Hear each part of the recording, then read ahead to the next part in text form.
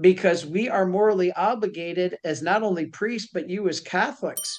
For Catholics, our participation in political parties or other groups to which we belong has to be influenced by our faith, Right. not the other way around. Mm. So we have to know what the church says.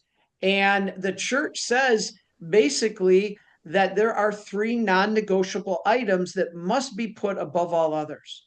Now, people criticize me all the time. Father, so you're saying these 3 items are more important than racism. They're more important than the environment. We are not saying the environment is unimportant or racism is unimportant. They're very important, but they're negotiable.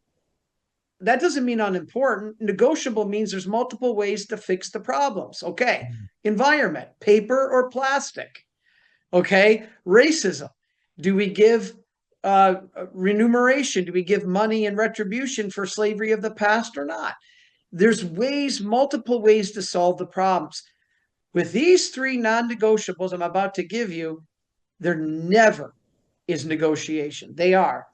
Pope Benedict in 2006 said 3 issues are non-negotiable, and the heart of the common good is at the heart of it. So he said, first is the dignity of human life, the protection of life at all stages, from conception to natural death. So this includes abortion, euthanasia, embryonic stem cell research, human cloning.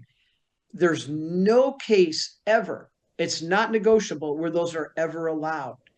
The second is the sanctity of marriage between one man and one woman. We cannot redefine marriage. We cannot reinstate it against the way God gave it to us. And the third, and one of the biggest today, is the preservation of religious liberty.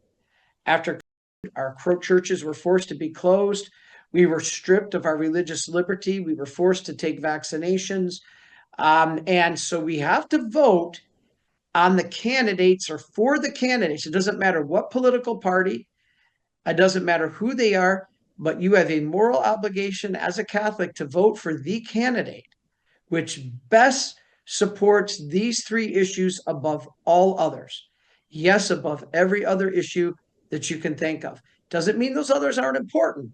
It means these 3 have absolutely got to be your primary issues when you vote. Isn't it ironic that those are the 3 issues that they are most telling you you should vote for?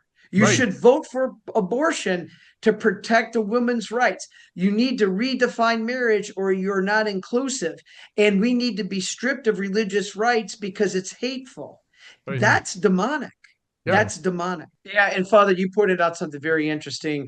As I said, we hear this all the time about these principles that are really socialism and Marxism in disguise. And you know what the mark of Marxism is, if you want to use that term?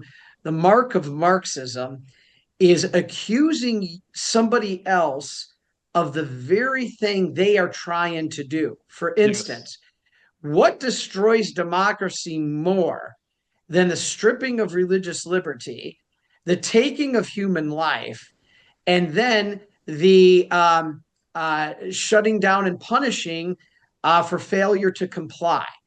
This is the mark of Marxism. Now, what is the purpose is to destroy democracy? How ironic that one of the sides is continuously talking about your democracy is at risk. Right. Your democracy is at risk. Well, when it's that same side that is putting your democracy at risk. Yet they are pointing the finger saying that if you don't comply with them, you're putting democracy at risk.